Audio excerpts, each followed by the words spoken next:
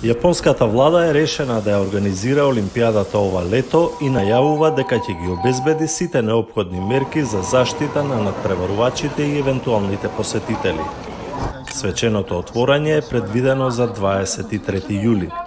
日本はこの夏、東京オリンピック・パラリンピックを開催します。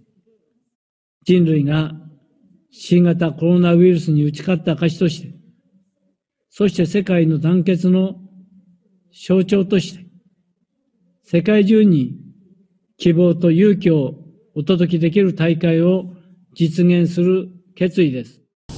Сепак сместувањето и грижата за околу 11.000 спортисти од целиот свет во услови на пандемија ќе биде огромен логистички предизвик.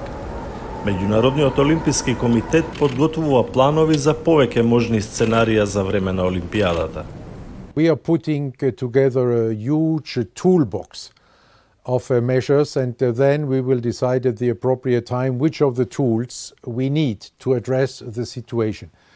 This goes from immigration rules, from quarantine rules, over to social distancing in the Olympic Village, to the question of rapid testing method, to the question of vaccination, to the question of spectators. How many can there be spectators? How will the life in the Olympic Village be organized? За надпреварувачите пак најважно е да се надпреваруваат. The Olympics will happen, because other sports are happening right now.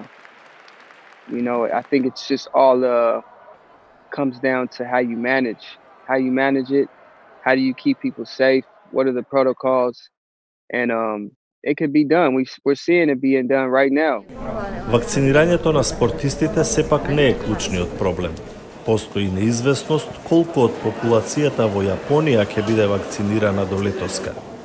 Според истражувањето на јавното мислење во Јапонија, околу 80% од луѓето сметаат дека Олимпијадата треба повторно да биде одложена.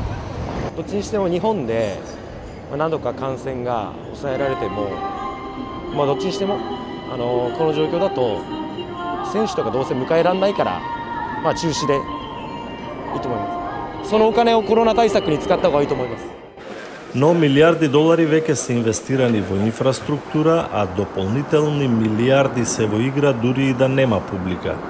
Станува збор за правата од телевизиски преноси, од кои 75% одат за Меѓународниот олимписки комитет. Конечната одлука треба да биде донесена до крајот на март. До тогаш мора да биде решено дали олимпискиот оган ќе тргне на 4-месечна обиколка низ Јапонија.